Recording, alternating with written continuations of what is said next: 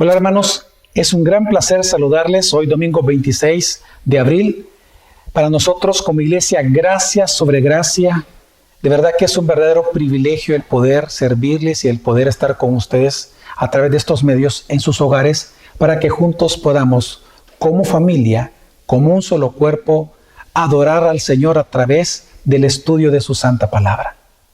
Este día yo quiero continuar con la serie que comenzamos hace algunas semanas atrás, cuyo título es Incomparable. En donde lo que estamos haciendo es estudiando los atributos de Dios. Y el objetivo de esta serie es muy simple, es poder conocer a Dios. Porque conocer a Dios, como dice la Escritura en el Antiguo Testamento, y nos lo demuestra, es el corazón del nuevo pacto. Es nuestro más grande privilegio como seres humanos, poder conocer a nuestro Creador, a nuestro Redentor. Es más, Jesús mismo dijo en Juan capítulo 17, versículo 3, que la vida eterna consiste en conocer al Padre y conocer al Hijo al cual Él mismo ha enviado. Así, en esta serie hemos hablado de diferentes aspectos de la esencia divina, de la esencia la cual nosotros llamamos, y la Biblia le llama Dios, quien es autoexistente, Dios soberano, Dios providente, Dios omnipotente. Pero hoy vamos a ver un atributo que realmente es la joya principal de la corona. Es el atributo que hermosea los demás atributos de Dios. Me refiero a la santidad de Dios. Dios es santo. Stephen Charnock, un puritano que escribió acerca de los atributos de Dios, hablando de la santidad de Dios, él escribió lo siguiente y dice: el poder de Dios es su brazo, la omnisciencia su ojo, la misericordia sus entrañas, su santidad su hermosura. Para nosotros, los seres humanos, cuando nos tomamos una foto, es normal obviamente tomar el rostro de la persona, porque es la parte más hermosa de una persona. Los ojos, la sonrisa, las expresiones, es lo más hermoso para nosotros tomar una foto. Y yo creo que si a Dios nosotros pudiésemos tomarle una foto, sin lugar a dudas, yo creo que todos nosotros, a lo que le tomaríamos foto todo el tiempo sería a su santidad. Porque la santidad de Dios es su hermosura.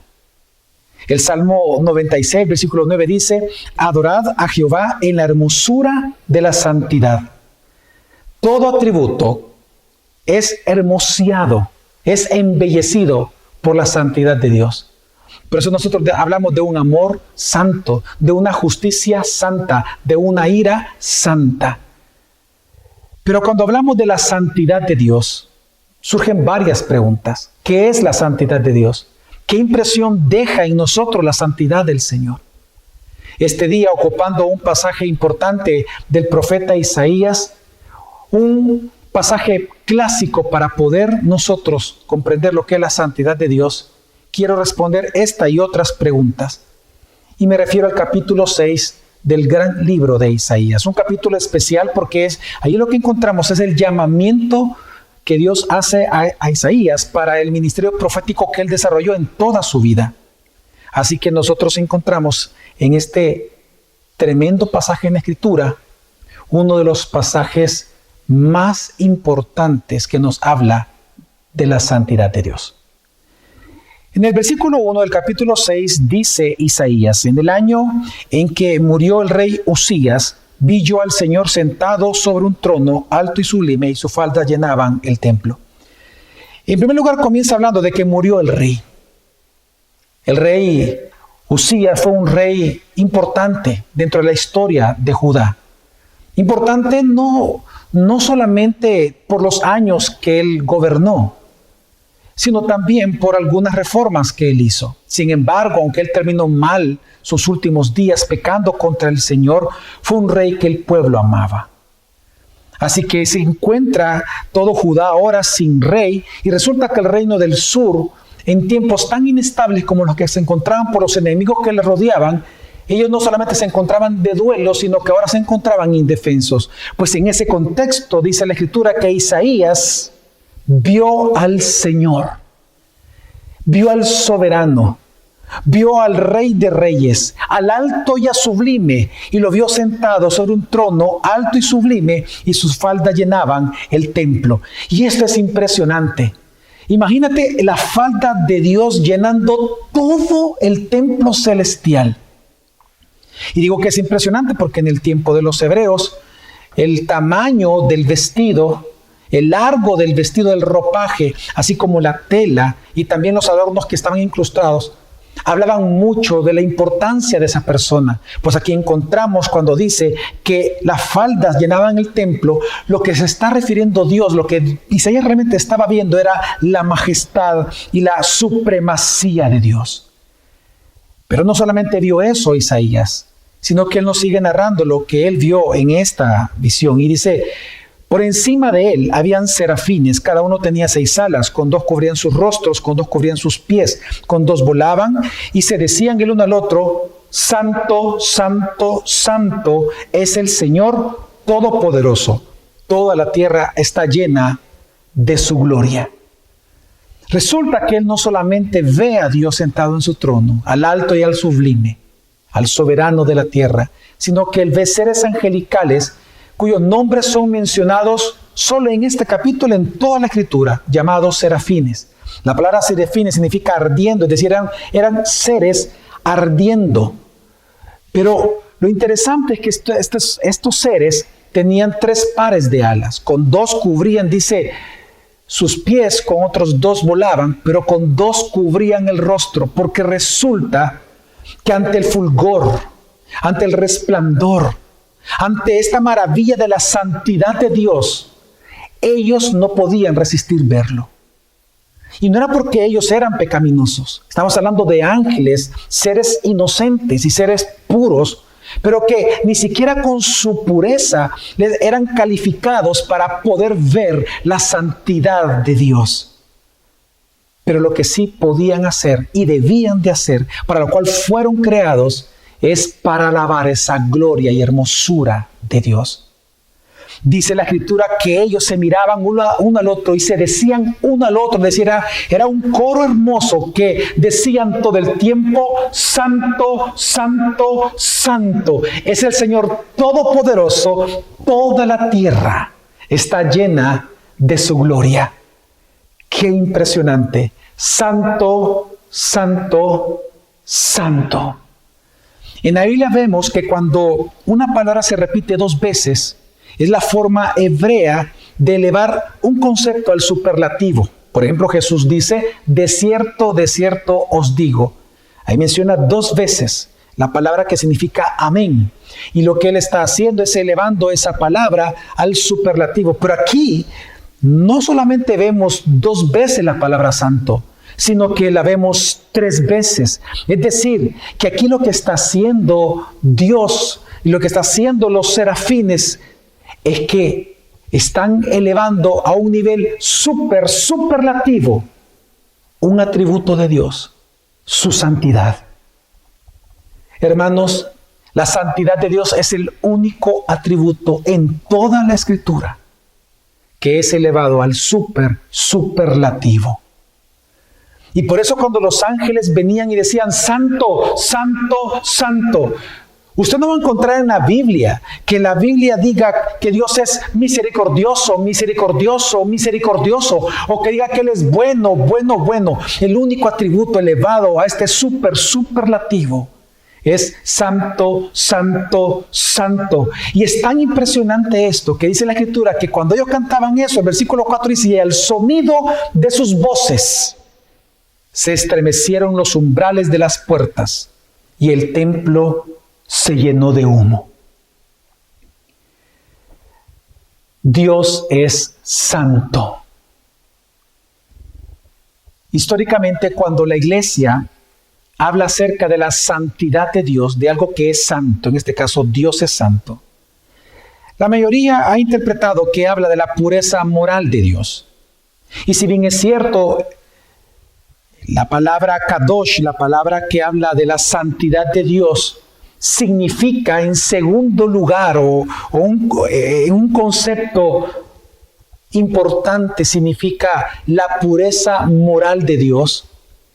Realmente su significado es mucho más amplio que eso.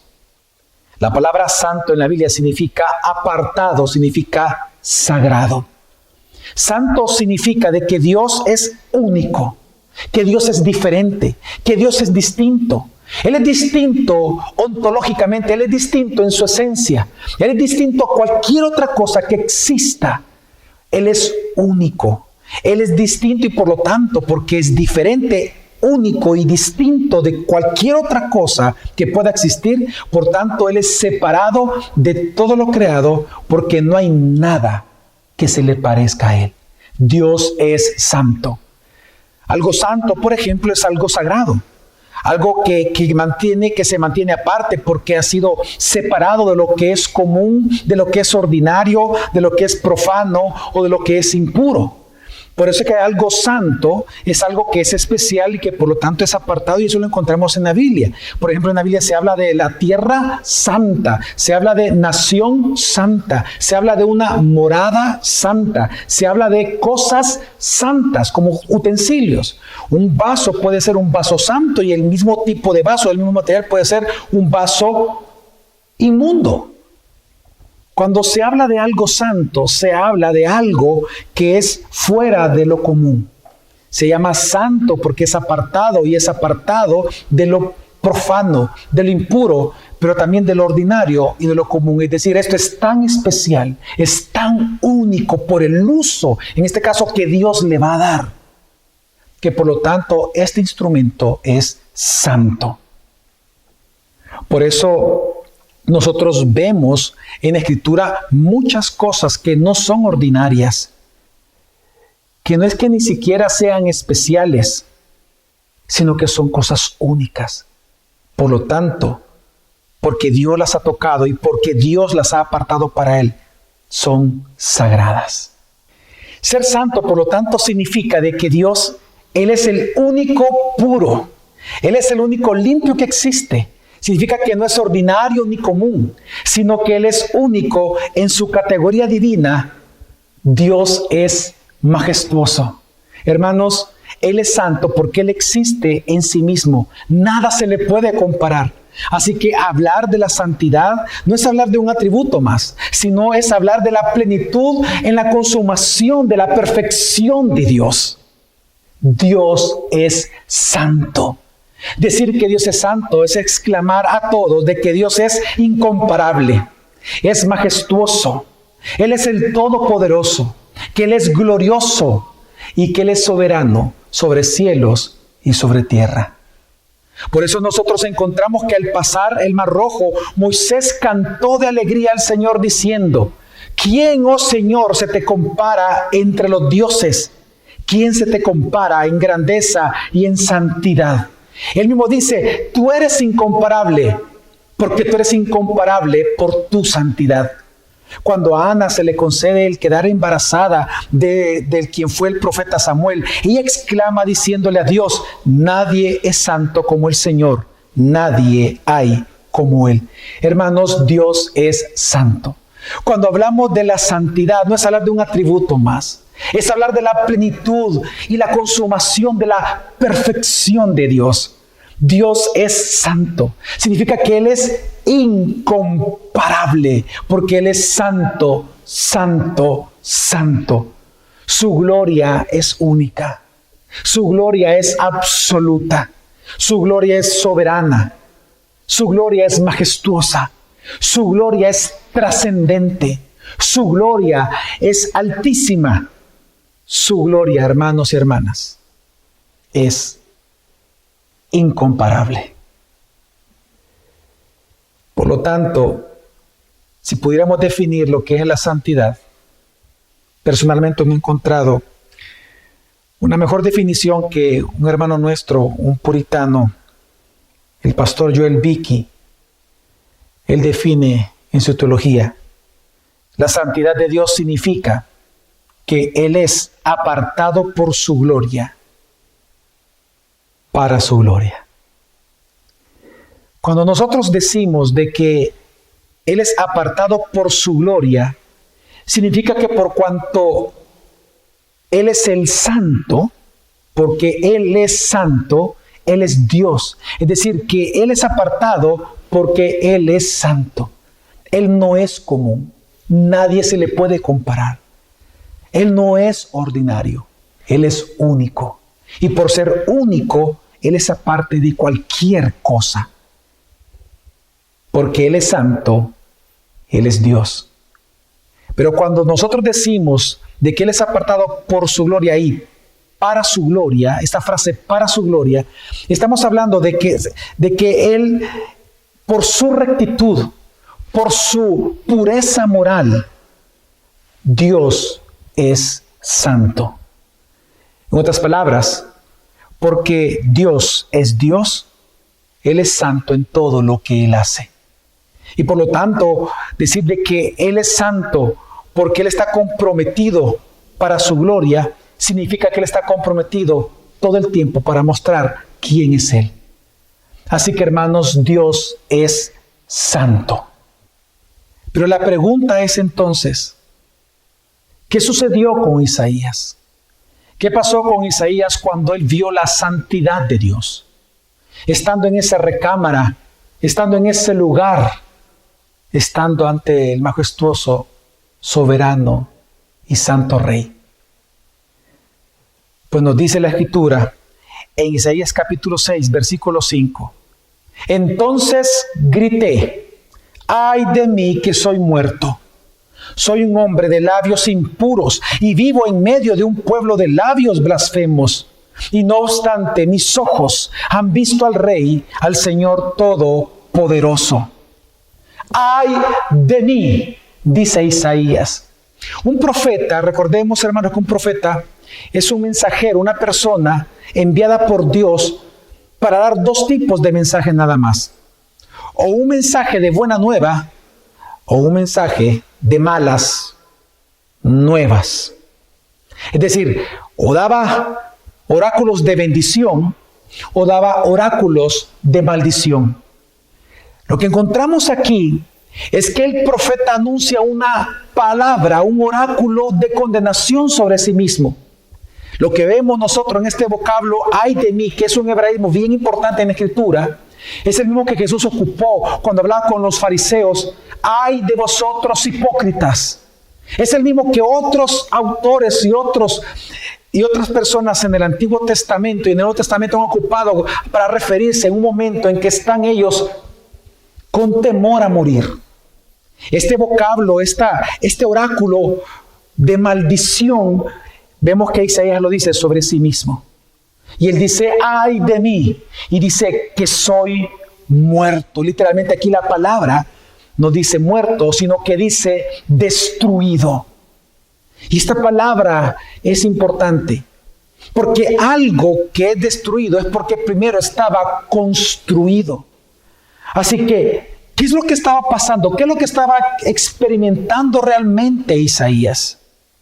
Lo que estamos viendo aquí, que es ante la santidad de Dios, automáticamente al ver la pureza de Dios, la santidad de Dios, la majestuosidad de Dios, su esencia divina refulgente, al ver la grandeza de Dios y ver su propia humanidad, no importa lo que le haya construido en su vida, no importa la cuna de oro en la cual él nació, no importa su apellido, no importa si la sociedad lo respetaba o no lo respetaba. Cualquier construcción que él tenía acerca de sí mismo, ante la santidad de Dios, no es nada. Y él lo vio. Aquí vemos nosotros, nos encontramos con un hombre íntegro, de cuna de oro, porque recordemos que él era hijo de nobles dentro de Judea. Y resulta que un hombre respetado por la sociedad, un hombre que conoció a varios reyes, un hombre muy importante, que cuando él vio la santidad de Dios, cuando él escuchó santo, santo, santo, sintió que iba a morir. Porque ante la santidad de Dios se dio cuenta que su rectitud, que su origen, que su reputación, que su apellido no es nada ante la santidad de Dios. Nada.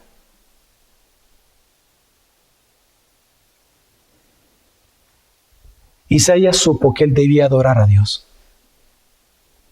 Cuando él vio a los serafines cantando, Santo, Santo, Santo, hubo un impulso en él que lo quería llevar a adorar, pero inmediatamente él se dio cuenta que sus labios eran impuros.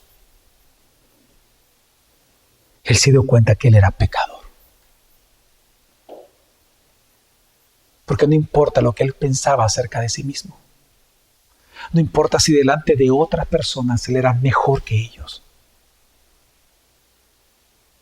Aquí estaba ante el estándar moral, ético, al santo, santo, santo. Y él se dio cuenta que no era nadie, sino un vil pecador.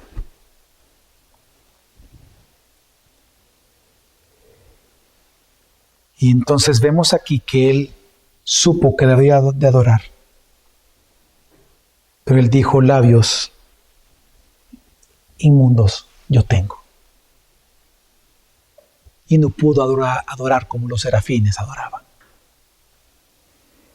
Y aquí, hermanos, que nosotros estamos viendo uno de los rasgos de la santidad, de aquella imprenta, rasgo, influencia que la santidad ejerce en nosotros. Por un lado, nosotros vemos que produce un deseo de adorar. La santidad produce un deseo de adorar. Esta hermosura de Dios, como toda hermosura, llama la atención y nos invita a acercarnos porque queremos tener contacto y conocer esta hermosura. La santidad tiene la peculiaridad de llamar nuestra atención de tal manera que queremos nosotros adorar a Dios, mas sin embargo también a la vez nos hace sentir, cuando estamos cerca de la santidad, nos hace sentir que queremos huir de su presencia al darnos cuenta cada uno de nosotros que no somos santos como Dios lo es. Esta es una peculiaridad de la santidad. Por un lado, nos acerca, pero por otro lado, nosotros queremos huir de ella porque somos pecadores. Y eso es lo que nosotros vemos en la Biblia. Gedeón, cuando se encuentra con el ángel del Señor, él dice, ¡ay de mí, Señor y Dios! Una vez más, una palabra de maldición sobre sí mismo, ¡ay de mí! Incluso su esposa llega a decir, vamos a morir porque hemos visto al Señor.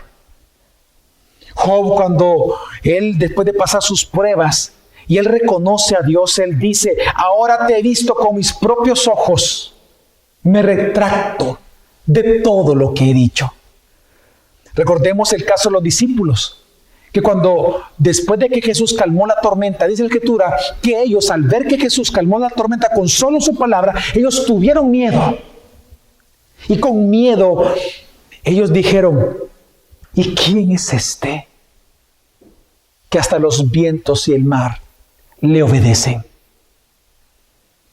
Pero también tenemos el caso de Pedro, de cuando él no pudo pescar todo el día y toda la noche, y Jesús le dice, tira por este lado las redes. Pedro viene y le hace caso y tira las redes, y resulta que todos los peces comienzan a llenar la red, que incluso se necesitó de otras barcas que ayudaran porque se podían romper las redes de tanta pesca. En ese momento dice la Escritura que cuando Pedro se dio cuenta de lo que estaba ocurriendo y de quién era él, dice la Escritura, cayó de rodillas delante de Jesús y le dijo, apártate de mí, Señor, soy un pecador.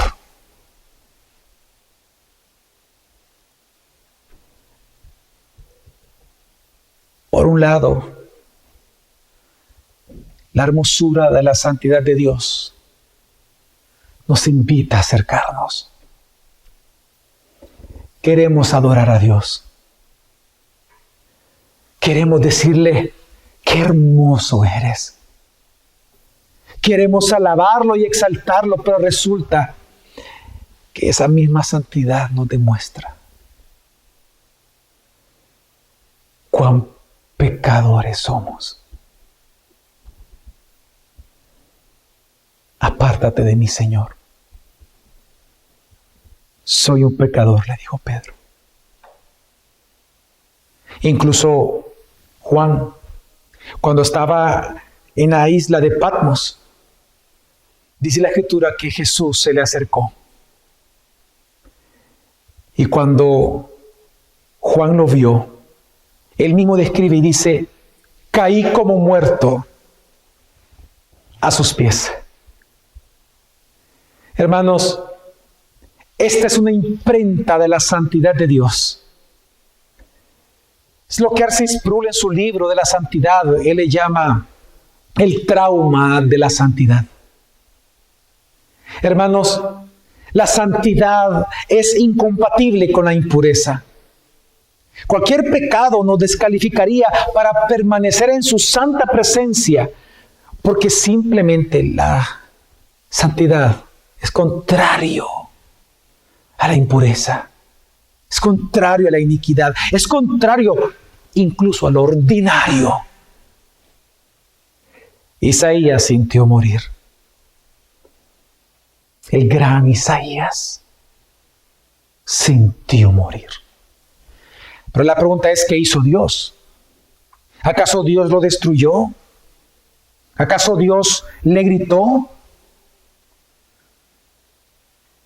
Maravillosamente resulta que este Dios, cuya santidad es temible, resulta que Él le perdonó sus pecados. Dice Isaías, capítulo 6, versículos 6 al 7, sigue narrando Isaías, y en ese momento voló hacia mí uno de los serafines, traía en la mano una brasa que con unas tenazas había tomado del altar. Con ella me tocó los labios y me dijo, mira, esto ha tocado tus labios, tu maldad ha sido borrada y tu pecado perdonado. ¡Qué impresionante! Dios pudiendo haber hecho cualquier cosa, porque Él era un pecador, un hombre de labios impuros, un nadie en la presencia del Santo, Santo, Santo. Mas sin embargo, por su santidad, Dios lo perdonó. Y vemos aquí entonces que dice que un serafín vino y tomó una brasa del altar. Probablemente es una figura del altar de incienso que hay en el cielo. Y vemos aquí que ni siquiera Él, que es un ser ardiente, el fuego de Dios, la santidad de Dios es tan santa, santa, santa, que Él no podía ni siquiera tocarlo con sus manos. Se le dieron unas tenazas especiales. Es la visión. Toma este carbón, este fuego santo, lo toma y se lo lleva a Isaías, no para destruirlo, sino para purificarlo y perdonarlo para siempre de sus pecados. Dice la Biblia que tocó sus labios y realmente los labios es una de las partes más sensibles del ser humano. Lo que está simbolizando esto, lo que está diciendo esto, es que, hermanos, el arrepentimiento, la purificación del creyente es doloroso. Y esto es lo que nosotros vemos en la Escritura. Porque si bien es cierto, nosotros vemos que Gedeón, Job, los que les mencioné, Pedro, Juan, los discípulos, tuvieron miedo y quisieron apartarse ante la santidad de Dios. Lo que vemos que esa misma santidad, ese mismo Dios santo, a todos ellos los perdonó, los purificó para Él. Hermanos, qué hermoso es nuestro Dios. Si bien Dios es un Dios santo, si bien Dios es un Dios que es apartado del pecador, como el mismo pueblo de Dios le dice en un libro del Antiguo Testamento, Dios, tú que eres Dios solo, hablando de la santidad de Dios. Si bien es cierto, Dios es apartado del pecador, lo que nos dice la Escritura, que por amor y misericordia Él nos purifica a usted y a mí para llamarnos a santidad y ahora nosotros poder gozar de una comunión con Él. Por eso nosotros podemos decir, la iglesia de Jesucristo, podemos decir, hermoso es Dios en su santidad, porque Dios es hermoso. Porque no solamente lo hemos visto en el rostro de Jesús a través de la fe, sino que nosotros mismos en nuestra vida experimentamos cada día la misericordia del perdón eterno de Dios. El teólogo Leith, él escribió, la santidad es la belleza de todos los atributos de Dios, sin la cual su sabiduría no sería más que sutileza, su justicia, su crueldad, su soberanía, su tiranía, su misericordia, su tonta piedad. Hermanos, cuán difícil es explicar lo que es la santidad de Dios. Cuando yo comencé a preparar este sermón, yo oré mucho a Dios y le dije, Señor, tú sabes que no soy digno de predicar esto. Mas, sin embargo, lo hago por agradecimiento. Porque tú me has santificado sin yo merecerlo. Dios es santo, hermano. Y por su santidad nosotros podemos observar cuán hermosa es su misericordia cada mañana. Cuán hermosa es su justicia. Cuán confiable es su soberanía. Cuán importante y auxilio para nosotros su sabiduría. Pero entonces la pregunta es, ¿cuál debe ser nuestra respuesta a la santidad de Dios? Nos sigue narrando entonces el profeta diciendo, entonces oí la voz del Señor que decía, ¿a quién enviaré? ¿Quién irá por nosotros?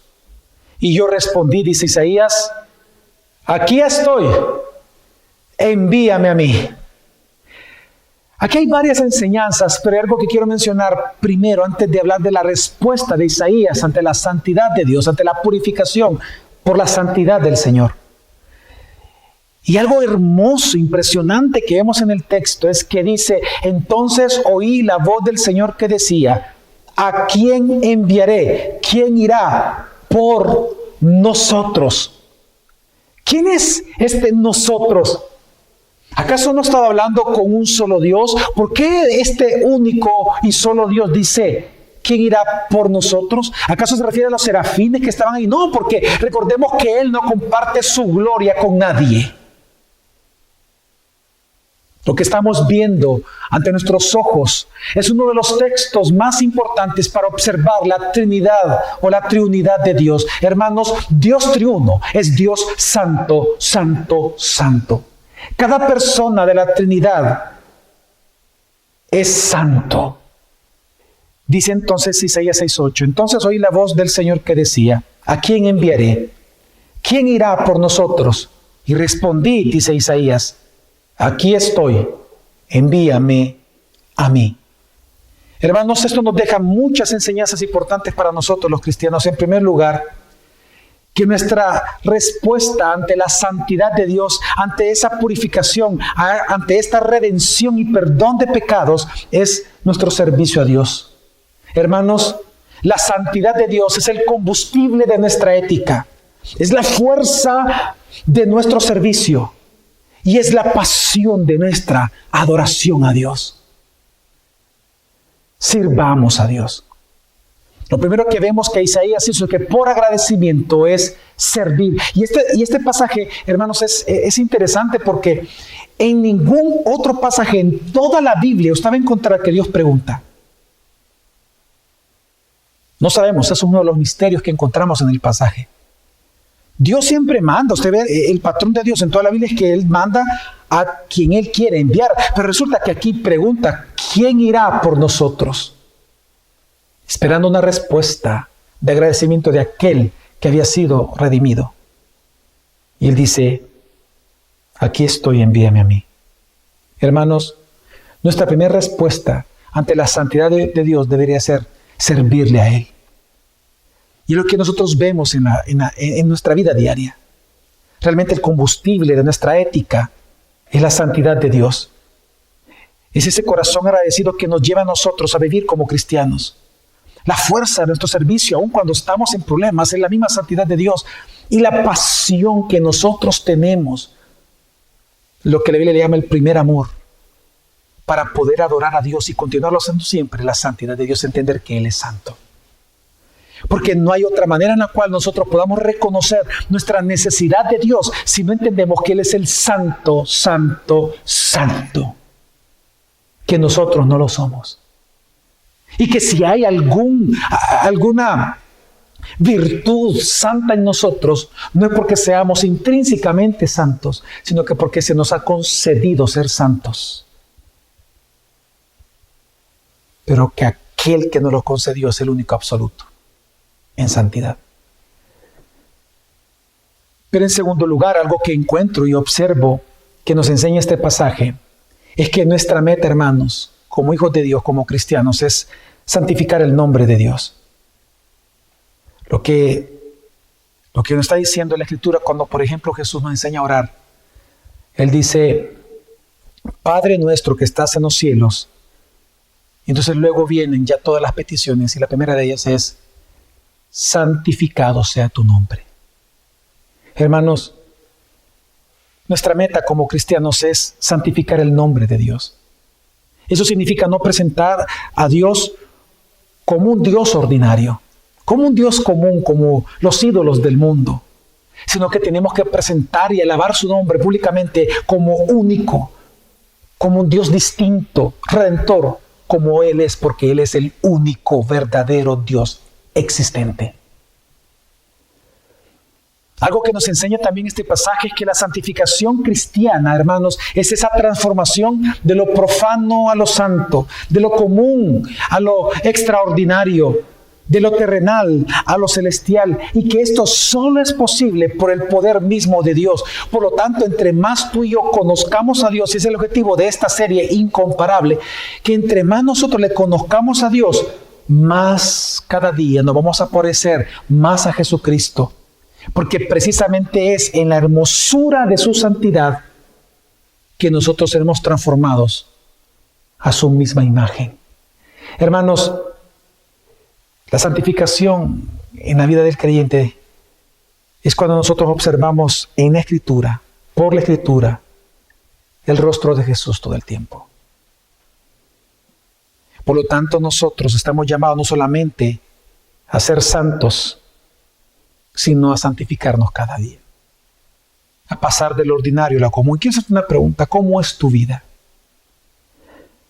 ¿Cómo eres tú como hombre? ¿Cómo eres tú como mujer? ¿Tú eres ordinario al mundo?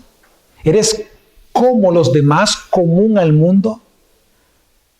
Porque ser cristiano significa que vamos a amar lo que Dios ama, odiar lo que Dios odia, hacer aquello que Dios nos ha ordenado hacer y no hacer aquello que Dios no nos ha ordenado hacer. Ser cristianos, la vida cristiana, consiste en una constante adoración delante de la santidad de Dios. ¿Cómo eres tú como padre de familia? ¿Tu paternidad es común o es aparte del mundo? ¿Tu paternidad es santa o es inmunda? ¿Tu masculinidad es santa? ¿Es aparte de la masculinidad que enseña el mundo, del machismo? ¿O es inmunda? ¿Tu feminidad como mujer es ordinaria como el mundo? ¿O es santa, apartada del mundo, única y especial como Dios la determina? ¿Cómo es tu forma de ser? ¿Cómo es tu conducta? ¿Cómo es tu vida, tu comportamiento diario? La Biblia nos enseña que nuestra vida tiene que ser santa como Dios es santo. Hermanos, y por último, algo que nos enseña este texto, que la adoración de tu persona hacia Dios, la adoración familiar en un hogar, la adoración de una iglesia, será tan fervorosa como su contemplación de la santidad de Dios lo sea. Si la contemplación de la santidad de Dios es pobre o inexistente en una iglesia, así va a ser su fervor por Dios. No olvidemos, como dice el Salmo 29:2, dad al Señor la gloria debida a su nombre.